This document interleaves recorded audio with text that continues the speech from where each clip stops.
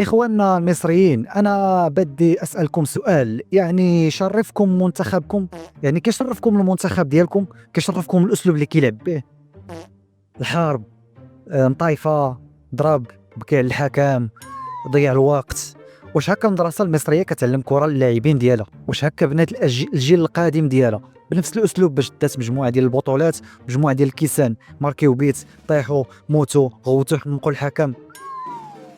2025 كرة ولا فيها التكتيك، ولا فيها اللعب، ولا فيها تكوين ديال اللاعبين، الاخلاق، بزاف ديال الامور. وهذا الشيء اللي وراكم المنتخب المغربي اقل من 20 سنه اليوم في الماتش ديال نصف النهائي، ومبروك علينا ربحنا، نستاهلوا الربح باش ما بغيتو.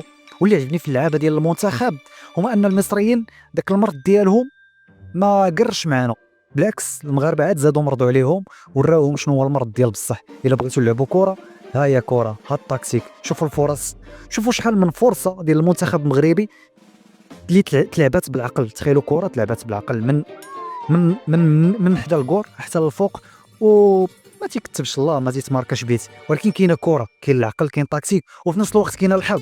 الا بغيتوا داك الاسلوب والخبط والضغط على الحكم كاين. مبروك عليكم المنتخب المغربي، بقى لكم جنوب افريقيا في الفينال ان شاء الله غادي تربحوا. ما كاينش المنتخب المغربي غادي يربح الكاس، هذا الكاس ديالنا هذا العام ان شاء الله. كلشي غادي نديوه، يبقى لنا راس لافوكا خصو يجمع راسو معنا.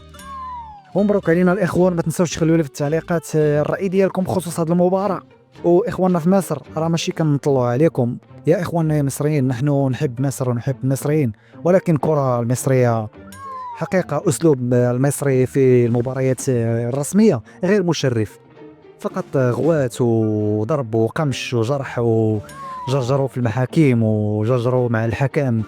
وهذا الشيء كامل ما خدامش يا مصريين يا جدعان. يلا ولعت المنتخب المغربي فاز بالبطولة إن شاء الله. إلى اللقاء.